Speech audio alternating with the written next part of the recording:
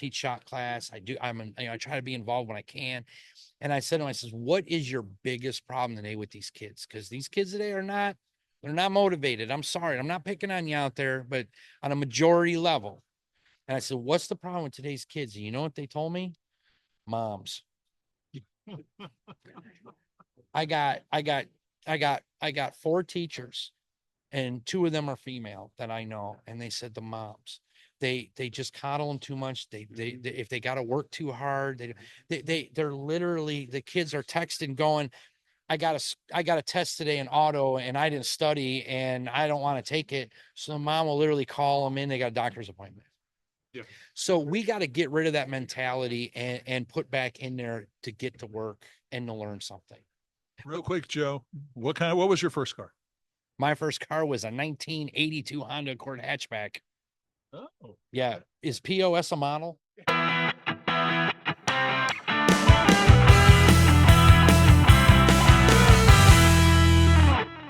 and here we are, ladies and gentlemen, the one and only PRI show in beautiful downtown where, Bob? Indianapolis, Indiana.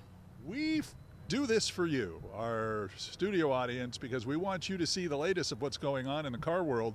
And so we trudged out here to Indianapolis to check out all the cool cars, all the cool tools, all the interesting people that have come out here for this show.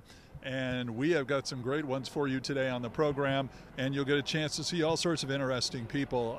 And again, Bob, it was so fun because you get a chance to see some of your buddies who we've gotten to know over the years to do the show, and there's all sorts of new stuff out there. Yeah, plenty of new things, new items, new manufacturers coming in with new product, rods, camshafts, suspension components, you name it. If it's new and if it's available for making horsepower or performance driving, it's here. Absolutely. So we got a chance to do all sorts of fun things today and catch up with some really interesting people. And one guy who, of course, as we all know, is frankly, if it wasn't for him, the whole Garage Squad concept would not exist and would fall apart, is the one, the only Joe Zolper. And Joe, there's so much that's been going on with you, but let's catch up a little bit with you. Garage Squad was 8 seasons and I was involved with it for 9. I started out with the pilot. The pilot was actually with Chris Jacobs. Yeah. Was it really? Yeah. I missed that part. Yeah. Chris Jacobs actually came to my shop with Lauren Bolander and we filmed the pilot in my shop. Yeah. It was, it's been a long time ago now. It was a good time. Yeah. We all love Chris, but Chris basically has every car job in the business, or has at one time or the other. Oh yeah, for sure. Yeah, Chris was great, but no, what ended up happening is Chris got another gig, and it was really important to him. We all respected that, and then, but we were fortunate enough to get Bruno. So, and Bruno is a local guy, and he's an NHRA guy. He's a drag racer, so everything just kind of just fit perfect, and ended up working out. It's interesting how those roles in a television show kind of start as one thing, but seem to mold into something else. Oh yeah, absolutely. And I learned a lot from Chris and Bruno and all the other people, but the one thing that I did learn the most as far as we'll call it talent on TV is just, I'm better off just being me, take it or leave me. You know what I mean? And anybody that knows me before TV and after TV, I'm the same guy that I was, beyond a shadow of a doubt. But is the t-shirts your idea? Because Yes. they were pretty awesome, and we always look forward to seeing what wacky t-shirts he'd be wearing. Yes, and I did push the bar a lot with that, to the point where every time I showed up on set with a t-shirt, the producer would stop me, got to take a picture and send it to the network to get approval, because he wouldn't even decide anymore if it was safe to wear. And I wore something. Let's just say I had to change my shirt a lot. Really? Okay. I had some ones that were pushing the bar a little too far. Dare we ask some of them, like what some of them were? Sure. My favorite one didn't make it. My favorite one that didn't make it, that I still wear today, it says to-do list, and it's scratched off and it says your mom. Okay, yeah. So, and you remember, I'm a Gen Xer, so I grew up in the days of your mama jokes, which I still, today they're all offended, but me, I think it's hilarious, So that t-shirt is my favorite shirt. Oh, yeah, that's great. Yeah. Go ahead and offend. I enjoy that. I love to watch the faces of people. You've offended me. Okay, good. Yeah. Now, what's the problem? Wow. I actually do get excited about offending people. Too. I'm not gonna lie. I'm that guy.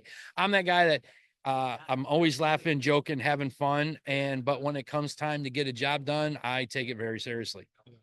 I like the technical aspect you brought in. When there was a problem, no bones about it. You told them what the problem was, but you also had to fix. Oh yeah, absolutely. I mean, the one thing that I'm fortunate enough in the background that I have growing up from a little kid out on my grandpa's farm. My grandpa was very poor. So I grew up with that. And then my dad being a mechanic and he didn't have a lot of money. So I grew up with, here's a problem. You got to figure it out and you can't take no for an answer. And you got to take what you have around you to make it work and make it safe. So I grew up with that. Wow. That is really kind of neat. And of course, on the show itself, you guys had pretty much the same casting crew when it came to the workers the whole time. Yeah, we did. I actually hired Cy and Ronnie and all them guys. They originally worked for me and my company when we started the show, and then eventually they got their own contracts, which was fine. That was a good idea. But no, I brought them guys in on this whole deal, and they worked out good. I will tell you, you can take me and the Garage Squad guys, and I will challenge anybody. You can throw us in a desert in a junkyard, and we're driving something out. I mean, we all have that spark in us as not just being a wrench, but it's like in your blood. When it ended, relief or kind of melancholy? Um, I'm gonna tell you, looking at my daughter over there, it was a lot of relief. I was tired. I mean, we loved it. We got to help a lot of people, but there's a lot of red tape. There's a lot of behind the scenes work. There's a lot of drama. There's a lot of stuff, and I was just kind of like, I was over it. I had a lot of things I want to do in my life. I wanted to be a producer, start my own show, and things like that, which I did. I had a lot of my own ideas that I wanted to venture off into. I mean, I'm not going to say that I don't miss it, but I'm not in a hurry to go back to it if we decide to fire up Garage Squad again. I mean, of course, I am Garage Squad, but You did say that. yeah, but I mean, I definitely would say I'm very happy with where I'm at right now. And right now I'm enjoying my racing that I'm doing. I do a lot of racing. I got 2 pro mods I got right now. My daughter's racing, my wife's going to be racing. So I am enjoying like the best time of my life right now. I was just whispering to your daughter over here, I mean, mouthing the words, "You're racing," and she goes, "Oh yeah, that's it." Yeah, it's in our blood. What's she racing? My wife's got my wife's got a 71 Demon that she bought with our wedding money. That's got a big block nitrous and it's mini tubbed, and we've had it. It'll be our 25-year anniversary. Okay. And my daughter on our 25th year of being married is going to take the car and drive it, start racing it. Wow. So how many more years? How many more years does she have to go for that?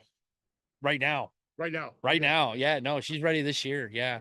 So it's really cool. And we bought that with our wedding money. Okay. And Can you walk around here and get in between your dad? Ruby, so for anybody who's seen your dad's videos, chances are he's seen you running around and doing that. Tell me a little bit about why you decided to get into the racing and what excites it for you, what gets it going for you. It's just that I grew up around the shop. I know how my dad is. I'm his little crew chief. Like, I help him with his car. Like, I'm just there, and it just kind of like sparked me and like the energy and just going out there and helping. So it's in your blood, I guess, so to speak. Yes. And to be honest with you, I've said this 1,000 times today. I've been this is Ruby's first time here at PRI. I've introduced her to everybody, and I tell everybody, this last year was so rough with trying to run the shop and racing. If it wasn't for her, I would have not have went racing this year. I mean, she worked very, very hard. So if you watch any of my videos racing, you will see Ruby being the backup girl, firing up the car, warming it up. I mean, you'll see her in the background. She does a lot of work. Good. So what's your favorite part about the whole racing thing? I'd probably just say like helping my dad mainly, and like being able to have the experience that I have, having like the dad that is a mechanic and just love like drag racing and all that. I'm sorry to ask this because the guy should never ask a girl, but how old are you? I'm 17. 17 going on 35. Lord help anybody with a teenager in 2024. Understand that completely. So, all right. Well, we'll look forward to seeing what happens with you, and I'm sure we'll see in your dad's videos or anything else that's coming up. So, good for you, man. That's great. All right. Well, you can stay. You can hang in if you want to. Stick with us. Yeah, you Stick with us. Well, say, well, hey, it's all right. So the show. Oh, by the way, before we get on to the other thing, you said you produced some shows. What? And I apologize if I should have known this, but what other shows did you produce? Right now I'm producing Builders Brawl. It's a race that I put on. You got to qualify as a builder to come and compete. And there's multiple different ways to qualify. You don't have to build the whole entire car. And we're doing a race, this next one, where it's open to the public. Everybody can come and race this next one, but the payout's different for qualified builders versus non.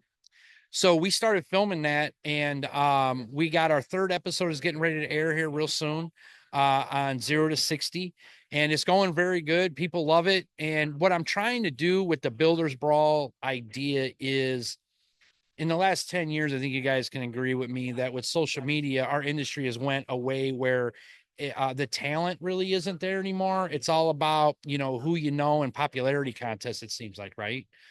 Well, I can remember coming to PRI years ago, and the people that were on the top of the block were the people that had the knowledge. We don't have that no more. Now it's about, what can you do in front of the camera for social media, right? It's not really about you knowing anything anymore, right? Well, I'm trying to bring back the knowledge back in our industry. So with everything, all the changes that are coming, it's going to start working here. It already has worked. I mean, it's working very well. All right, with your racing category, there's 10-5, there's big tire, there's small tire, there's nitrous cars. What kind of rules are you going to have? Our rules are very minimal. Okay. The number one rule we have at our race, we don't care what you're driving. You got to shift your own car. Whether it's an automatic or not, you cannot have any air shifter. You can't have no electric shifter. We don't care what class. We get a lot of hate. Really? A lot of hate because of that. Well, what it is, and I'm going to tell you why we get a lot of hate. We have, again, the whole point of why I'm doing the Builders Brawl, what I just said about what's going on in the industry. We get a lot of hate because, how do I want to put this in a polite, politically correct manner, right? What did he look at me when he said that? Right. So we get a lot of hate because it's very easy to make 1,000 horse anymore. It wasn't like it was 25 years ago. Okay. That was very hard. So we have a lot of people with a lot of horsepower that should not be behind the wheel of the car. Mm-hmm. They're too afraid to let off the steering wheel and shift your car. If you're too afraid to let off your steering wheel and manually just bang a shifter, especially if you got a power glide, one time, right? You're going too fast for your capabilities, and I'll take that to the bank. If you're that uncomfortable, you should not be in that car. It's too much for you. Well, we see it at the track all the time. You got a guy that you can go out and buy a car, have someone build the car for you, and you've run out of talent before you ran out of horsepower. Yes. Amen to that. And that's why we have a lot of people wrecking. We got a lot of people that just don't know how to do it. And and I'm slowing them down. I mean, we have guys that run in the 8th mile. They run like, 550s. They will not compete because I got to shift my own car, and they think it's dumb. And I'm like, well, we got guys running 370s at our events in pro mods that are shifting. Yeah.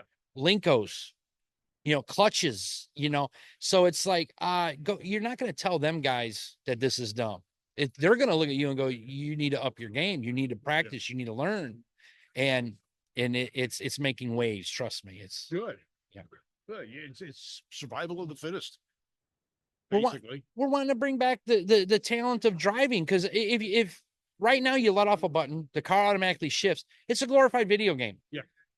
And we're trying to bring back something that brings back the real talent to driving. Because the truth of the matter is, I'm going to say this, I'm going to get a lot of hate for saying it, but I'm going to say it because that's who I am. Drag racing is the easiest motorsport there is, period. Even on the top level. I mean, my daughter raced junior dragsters. It was a big deal for her to go 70 mile an hour straight. We have kids in dirt track go-karts diving into a turn at 65. Mm-hmm. So you're not going to tell me that it's not the easiest motorsport.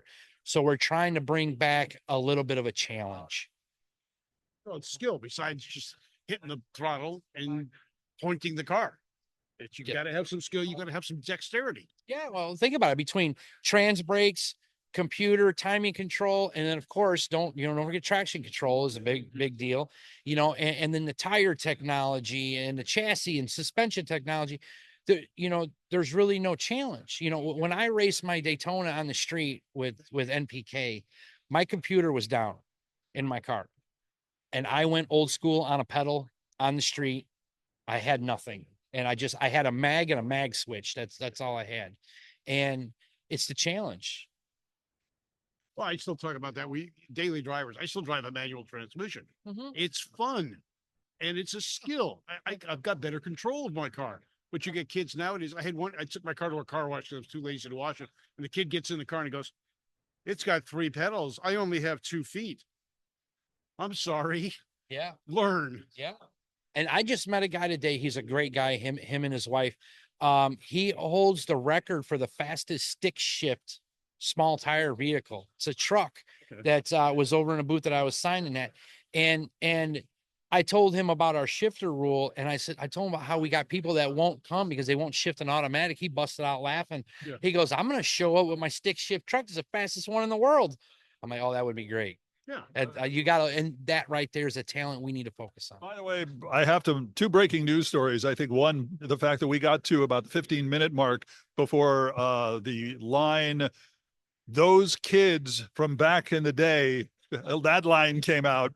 I was wondering when that would happen. We have now found that out. So okay with that.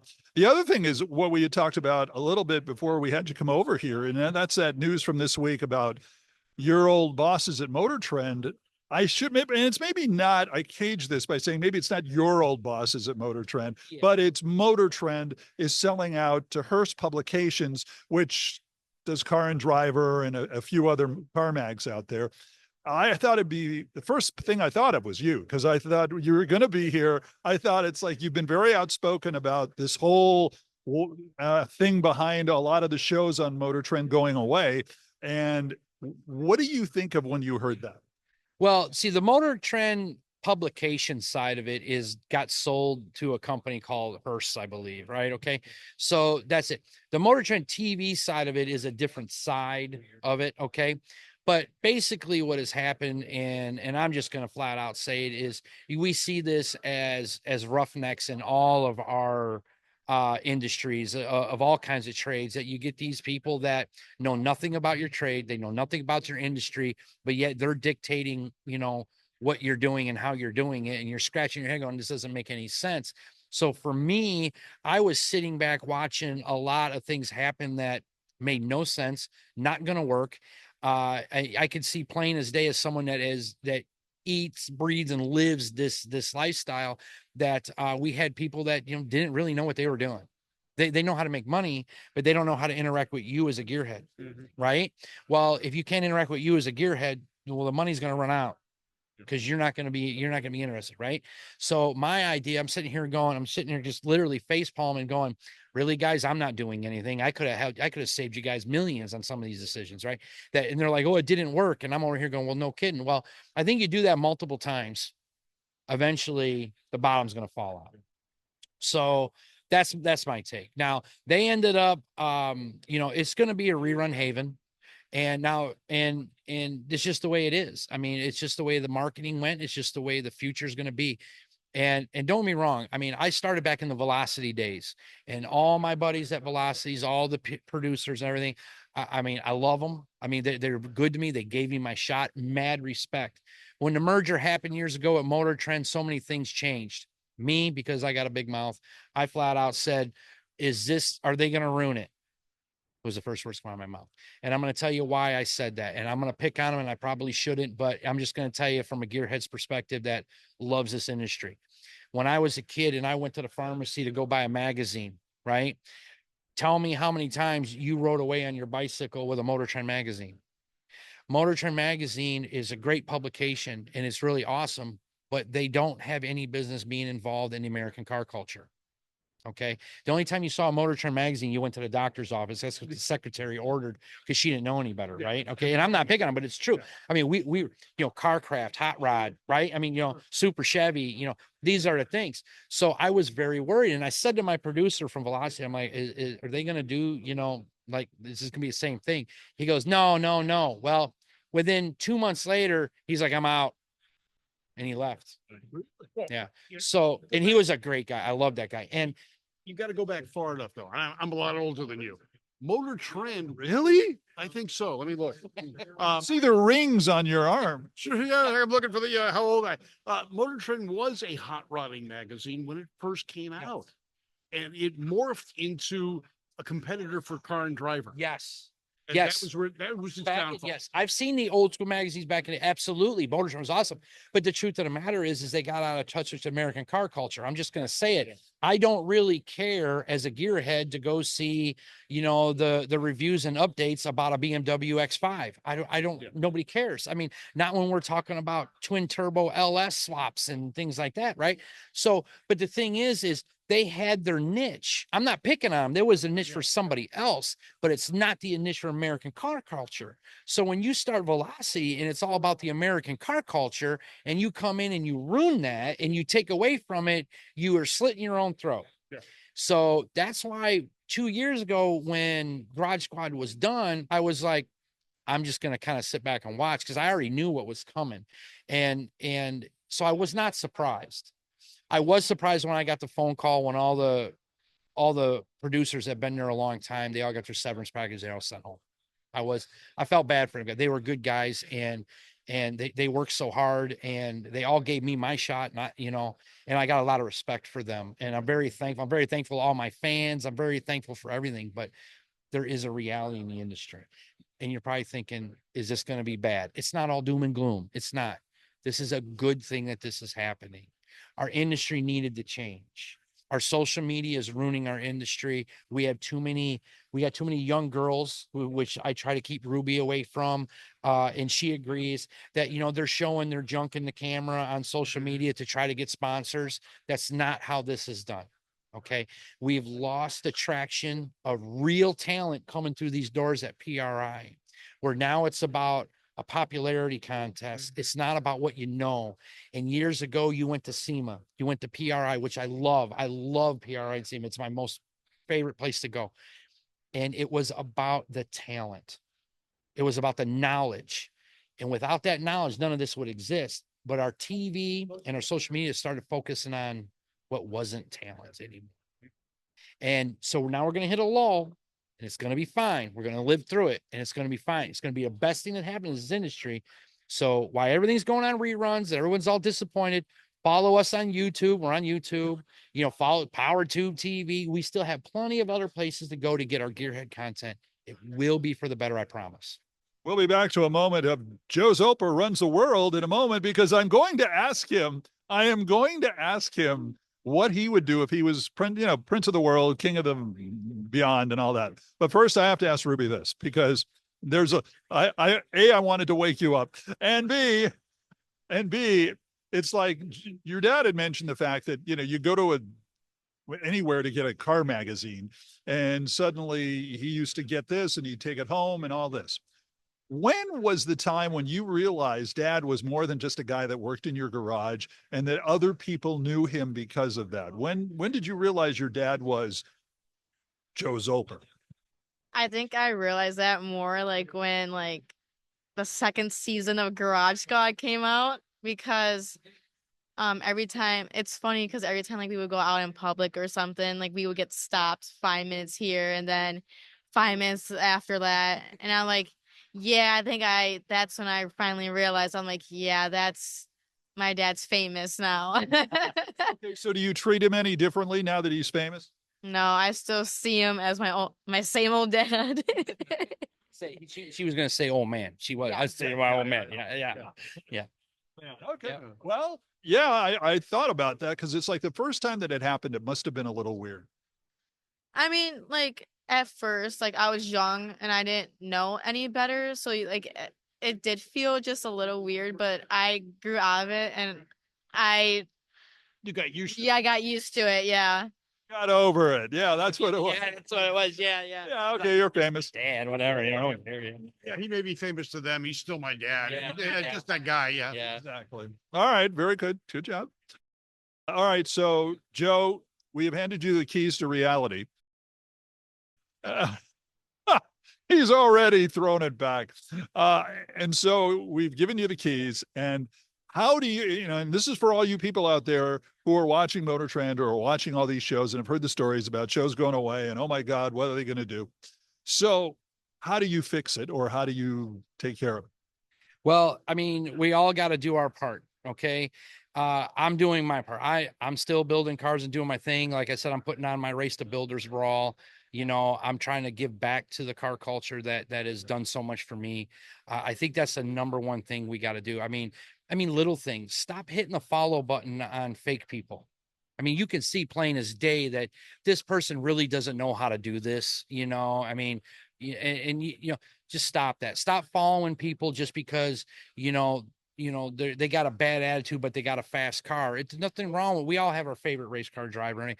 But start following and paying attention to people. Well, who built the car? Who's tuning it? Who built that motor? Who's on social media teaching you, showing you tricks, things that keep the knowledge going? I think that's what we need to do. We need to teach our younger generation. This is what I teach her. I think we need to teach our younger generation that. Ruby grew up in a shop with street rods, muscle cars, race cars. Ruby was on set on Garage Squad since season 1. So if you guys watch Garage Squad, chances are she was in the background, So she has watched and seen it all. So I'm taking the younger generation the best that I can and guide her. That's why she wants to be a welder. She goes to school to be a welder. Okay. So, and we need to start giving credit where credit's due in the industry. I think it's very, very important. I see a lot of credit go to people that it's like, man, it's not my problem, but that person should not be there. You know what I mean? And we need to focus on the people that are putting in the work. The shows that we're going to get, I don't know where, but I mean, especially if Motor Trend's not doing it, maybe there'll be another network, maybe there'll be something else that even Joe comes up with or somebody else. Are those shows going to be any different in the future? Do you see them because of what we've seen happen? Is there going to be any changes, or should there be? When you deal with that, you're dealing with something that you got to take away from the gearhead side and look at it from a production side. There's certain things that people just want to watch, and like it or not, people can talk all the smack they want. Drama, a little bit of drama does help. Okay. I mean, that's just fact of being a producer. I mean, you like it or not. Are things going to change dramatically? I think what you're going to see, in my eyes, you're going to see over the next few years, things are going to be more builder related.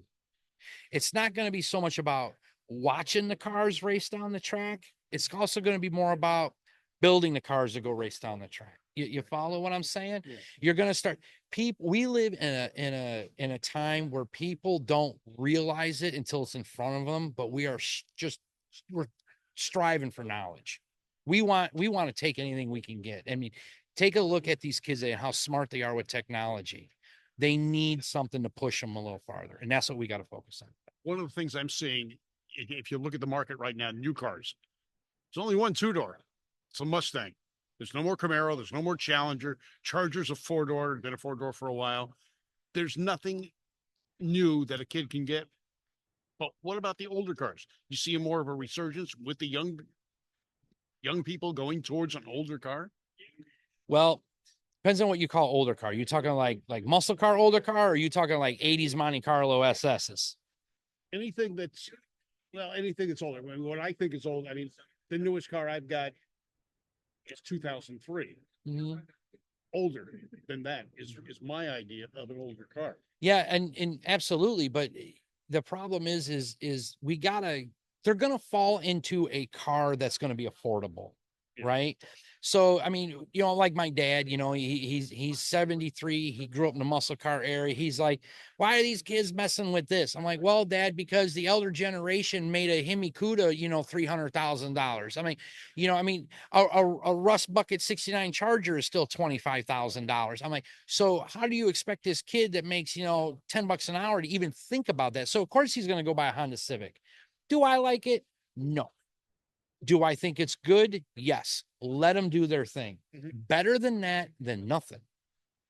One of the things I think hot rodding is hot rodding. Doesn't matter what the base vehicle is. I'd like to see some of the older cars kept alive. And that's where the younger guys can get in. They can get into those inexpensive Hondas. Uh, we talked to a guy yesterday with a hot rod Hyundai. I mean, it's there. It's going to happen. They didn't grow up with the 56 Chevys like I did. Right. So they're not going to go for those cars. Right. So the Monte Carlo from 1985, they may have been born around that time and remember those cars. They could gravitate to those. But hot rodding is hot rodding. I don't care what the base vehicle is. Oh, I completely agree 100%. And whatever it is that keeps that generation happy. Because I'm not into the generation where I like, the 78 Camaros and the Smokey and the Bandit Trans Ams. I love the car, but it's not something for me. Yeah. Well, those are hot and popular. I remember when you couldn't give them away. They were our winner beaters, right? So and if you notice, that always seems to happen as generations go, right? But the thing is that is changing big time is, like I told my dad, I'm like, Dad, listen, I said, I may be a Mopar guy and I love my Hemi cars and I love all that. I says, but I'm not paying 100 grand for a Hemi Cuda. I'm just not. I didn't go to high school with one. I don't really care.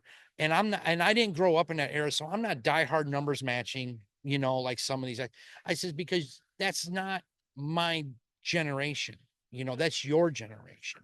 I love the cars. I respect them. And I do build 100-point restos and everything.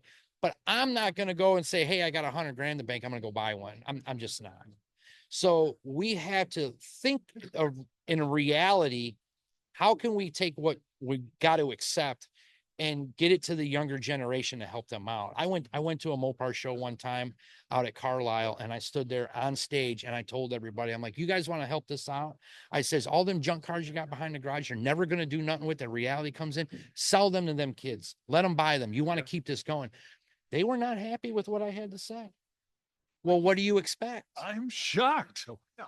Yeah, right. Yeah. Yeah. But it's true. I mean, if you got an old 70 Duster that you're never going to do it, and some kid comes up, I had a New Yorker behind the shop with a big block in it, and there was this kid with a 69 Satellite that he was building.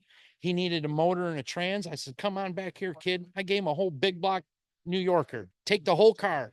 You can have it. I'm like, what am I going to do with it? Right. Okay. So what do I lose? $500? It was worth the $500 to see that kid out getting his car a year later. That's the great thing about, I love that. You get them in a car. Maybe it's something that could go for 2-3 grand, 4 grand, whatever the case may be, but you got them in it. Mhm. One of the things I do, and I try and do this whenever I can, you always see kids and their fathers and mothers walking around a car show, and the kid walks up and goes, puts their hand because they're told not to touch. I open the driver's door and say, get in. Yeah. Get behind the wheel. I want you to get, and it was funny. We were at the Winter Nationals, and this gal got in the little lady got in the car, 16 years old, getting ready for her first car, and she's looking around the car. She says, "How do I open the window?" Says, "You turn the crank." Says, what? The crank. You got to crank it. Oh, okay. Yeah. They're used to push this button. Yeah. But that's the way you get kids involved. Is you get them in the car. Yeah.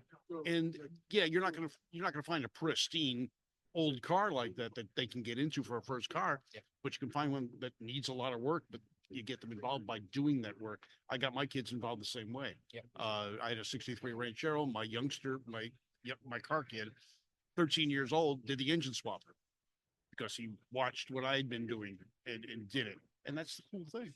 But you've got to get them involved. You've got to put them in the position to do it. Yeah. And we are 100%. And the thing is that I'm learning, I got a lot of friends that are school teachers. Okay. And they all tell me the same thing. And I'm just going to say this, and I'm going to leave you with some conflict. Okay. I said to these teachers, because I go to these high schools, I know some of these guys, I help teach shop class. I try to be involved when I can. And I said to him, I says, what is your biggest problem today with these kids? Because these kids today they're not motivated. I'm sorry. I'm not picking on you out there, but on a majority level. And I said, what's the problem with today's kids? And you know what they told me? Moms. I got 4 teachers, and 2 of them are female that I know. And they said the moms, they just coddle them too much. They if they got to work too hard, they're literally, the kids are texting going, I got a test today in auto and I didn't study and I don't want to take it. So the mom will literally call them in. They got a doctor's appointment. Yeah. So we got to get rid of that mentality and put back in there to get to work and to learn something. Real quick, Joe, what was your first car? My first car was a 1982 Honda Accord hatchback. Oh, Yeah. Is POS a model? Because it should have been. It should have been. But no, my after that, my first muscle car when I bought when I was 17 was a 69 GTX that I still have today. You watch any of my videos, you'll see it in the background of on the lift. You know, we're very lucky to be able to catch up with them. And again, Joe and Ruby Zolper, thank you so much for joining us on the program. Good luck to you, Ruby, because you just have that vision. I can see your eyes going, man. You're going to be drag racing before too long. And Joe, we look forward to seeing whatever you end up doing, because we love your work on all your programs, including Garage Squad. And again, thank you so much for taking the time.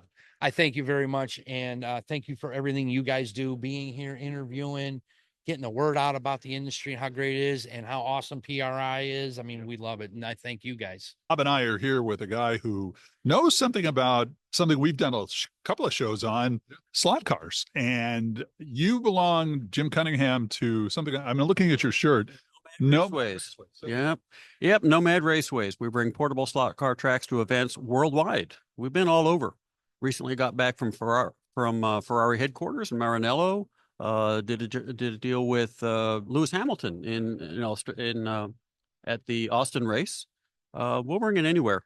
When you say do a deal, does this mean he drives on the track? In other words, he'll ride a slot car on the track, or do you make one in his likeness? How does that work? Well, in the case of Ferrari, yes, we replicated delivery of the current cars for Sainz and Leclerc, and they raced each other on a track we built, which was a replica of the track that they would run that weekend at Imola.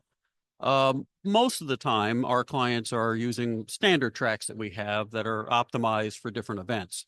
Like at a trade show, we bring a simple oval that's easy to drive, and we can run a 1-minute race that people have fun on, and it just engages people, draws attention. At other events, we bring a more complicated race, a more complicated road track where skill matters and people race. We did a series for Acura where we went to all the IMSA events, and on the day when drivers are signing posters and so forth, Acura would have the drivers race each other on the slot car track for the fans. Much more interesting than the real thing. You know, it doesn't, when they crash in turn one, it doesn't take 15 minutes to clean up the mess. Good point. You don't have to mop up after it because there's usually not an oil slick. Well, also, since they're not wearing helmets, you can hear the trash talk between them. And of course, they want to win that race as much as anything else that weekend.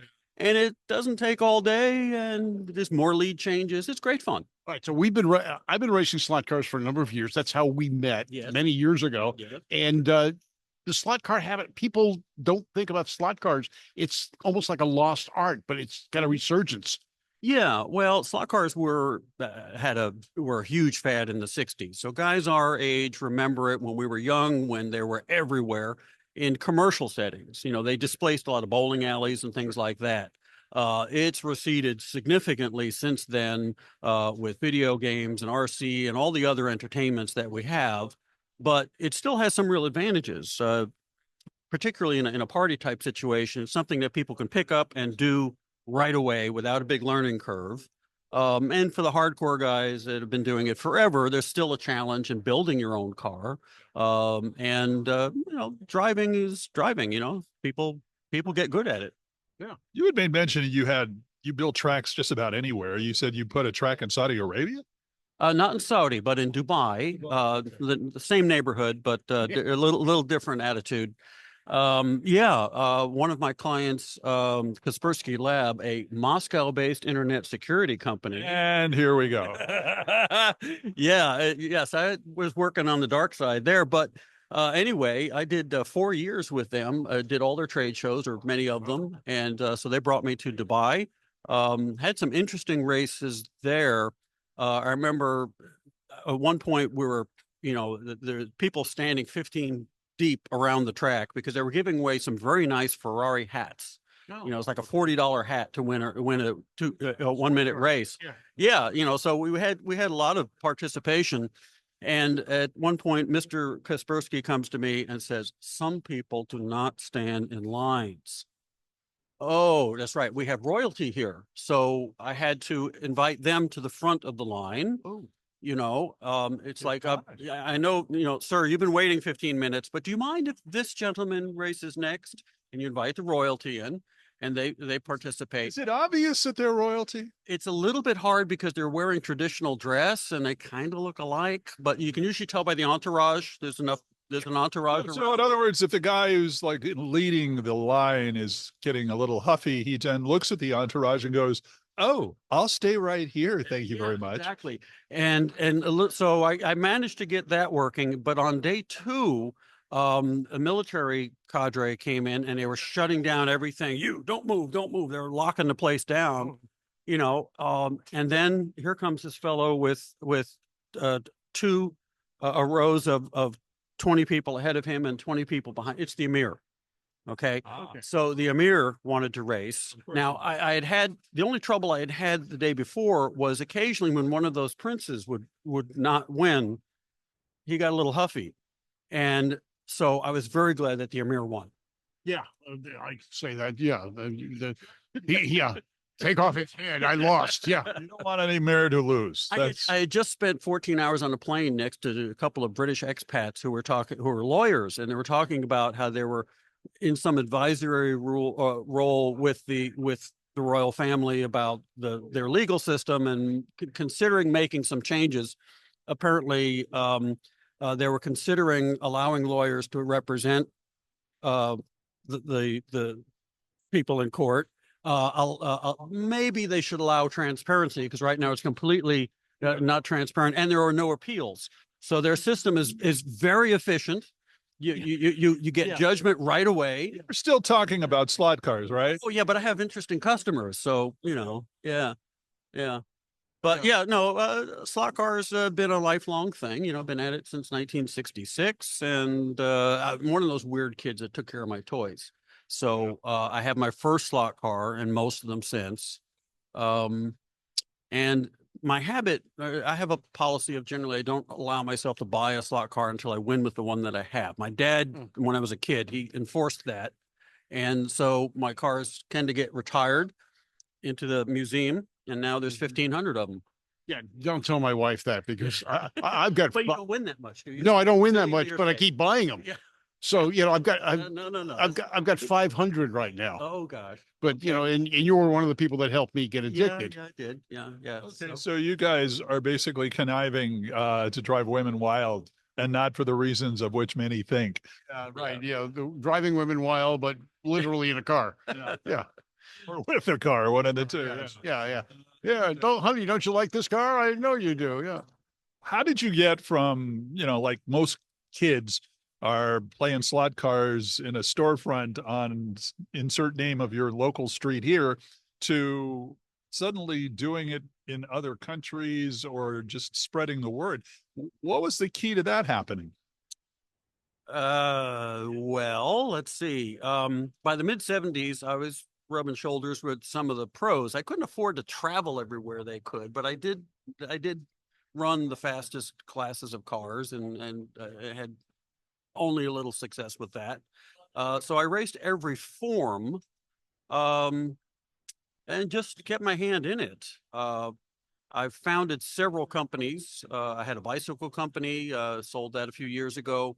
I also have a company that makes some slot car products, the Omni Slot Box, which is a system that allows every kind of slot car to run on a digital system. Yeah. So I'm just sort of a entrepreneur that likes to start businesses, I guess. So you took your hobby and made it a business. Yeah, exactly. Yep. I'm one of those kids that made a hobby into a business. He is an entrepreneur. Yeah. That's right. Any other French words you'd like me to throw in, just send it to this address you see below. Okay. Very interesting. Very interesting. So slot cars are alive and well. Mm-hmm. You have to look for them a little harder now. Yeah. In the 60s, they were in commercial settings, and now it's mostly in private homes and clubs. But most people have enough experience with it to be interested. It's a game that's not on everyone's phone, Right. you know. So and I do a lot of events for parents who appreciate the fact that it is not silicon based. So you know they a lot Except the tires. yeah, true. but yeah, the point is that it's a real world thing, Yeah. which with both brings in some engineering and physical mechanics, and it's a social event. Wildest track you've ever put together? Wildest. Well, I don't know about wild. Or maybe the wildest location aside from Dubai. I'll tell you some of the highest stress things are bar mitzvahs. They can be pretty wild, you know. The bar mitzvah boy he's commit, you know, he has to win everything. It's all about him. You actually get The that. whole family's there. Mom is wound up really tight, so Usually it's very high stress. Yeah, For you or for everybody else? well, everybody, but me, you know, that she stresses about the color of the skirt on the track and everything. You know, it's got to be perfect. So, yeah. I never thought of doing that for a bar mitzvah party. What? Definitely. Yeah, I've done birthday parties for 4-year-olds and birthday parties for a 94-year-old. Okay, So, birthday party for a 4-year-old slot car scenario. What kind of cars do you use? well, we have actually the same system I'm using Like here. SpongeBob SquarePants have a There are some cars. Okay. You know, the Disney cars are available, Okay. and so we can use those. But yeah, we optimize the track for the event. And for many events, you want it to be easy and fun, so that if you've got a mix of a 3-year-old girl, you know, the little sister, and you got a couple of gaming kids with all that gaming skill, and then you got grandpa, it's great when the little sister wins 20% of the time. Everybody loves it when she wins. So Yeah. for that scenario, you bring a track where it's more about luck.